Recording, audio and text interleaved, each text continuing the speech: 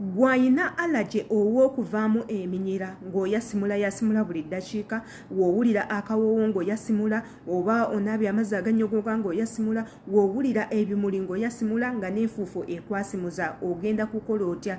Tipu esooka, first aid esooka ky'olina okukola, fumba amazzi agookya obeere nga westeaminga. Ogenda kikola otya? Fumba amazzi agookya gatokote 100 degrees, ogateeke mu baketi yo, omale okutamemu bwoti, weebikke, otandike okussa omukka bwoti. Oseke omukka ogwokya gusobole okuba nga gukuyambako ozibukula ebisuwa.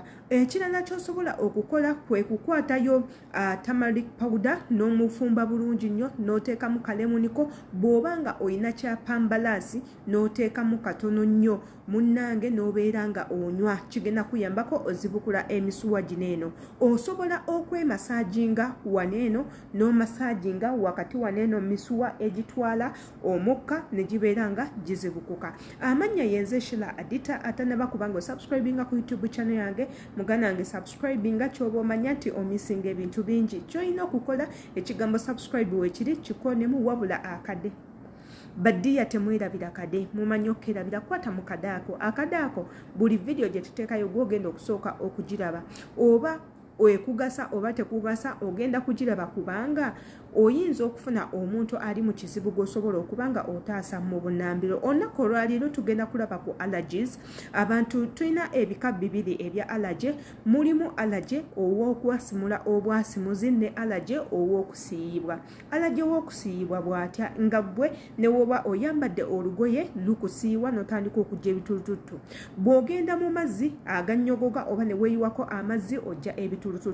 Bw'olya emmere emu ekuleeta ebitulututtu, obeera nga oli allergic to something. Waliwo abantu abalina allergy ow'okwasimula nga ebimuli bimuyisa bubi, wawulira perfume nganze ng'osobola okwasimula, bw'oba omaze okunaaba osobola okwasimula, obunnyogovu bukuyisa bubi n'otandika okwasimula. Signs z'abantu abalina allergies eziriwa. Omuntu alina allergy naddala oyo olwa running nose, otera okufuna omutwe gubeera gukulumaaluma, ojja amaziga mu maaso, ofuna amaaso amamyufu, teekako n'ennyindo okubeera blocked, osanga omuntu alina asthma. Kyolina okukola kiriki?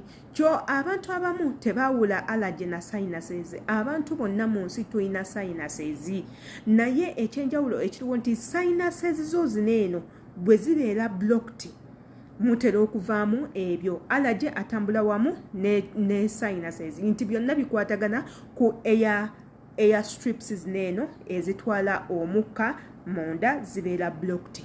Kyolina okukola kiri kimu when you come across such a problem. Kyolina okukola kimu kyosookerako nga first aid kwe kufumba amazzi ne westeaminga. Okwata amazzi agokya obulungi ennyo n'ogateeka bulungi mu bucket n'okutamamu ne weebika ekiwero ku mutwe n'otandika okugassa n'osika omukka ng'oguyingiza munda ng'okozesa nnyindo. Omukka ogwo gugenda kuyambako oku unblockinga emisuwa gineno egizibikidde. Ekyo bwe kiba tokikoze, osobola okwemasaginga waneeno ku mutwe, ku kyenyi ne wano emisuwa gineno egitwala omukka kubanga gibeera blocked. Ebiseera ebisinga abantu abatera okufuna difficulties ezo, abamu mubeera ne infections, nga mulina infections muneeno munda, ate era nga ezo infections zisobola okuwona nga olabye omusawo asingako awo. Bakuteeka kamera munda mu nnyindo ne balaba ekizibu we kiri, either ng'olina ebikyafu biri staaka nga bye byaleeta bacteria ezo n'ofuna infections, ne basooka basalayo buno obusuwa okukutereeza obulungi. Abalala babawa amakerenda ne gabeera nga gabakuumako, amakerenda nga citrizine. Citrizine tawonya allergy, wabula akakkanyako ku mbeera ya allergy, okuli okuziyiza omutwe, teekako n'okwasimula yasimula.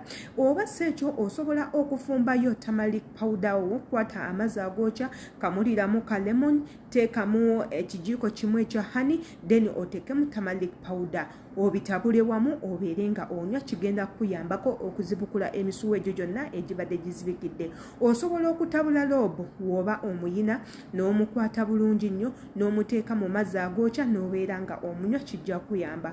Osobola okukwata jinja n'omugotta bulungi nnyo n'omufumba nga amazzi agookya n'omugyamu ag'amazzi n'obeera nga oganywa kijja kuyamba. Muganda wange vidiyo eno bw'eba nga eyina kyekugaseeko osobola okugiwa like n'okomentinga wansi wabula teweerabira kubeera nga osubscribinga ate era akade tokeerabira ka makulu nnyo imbaagala nnyo.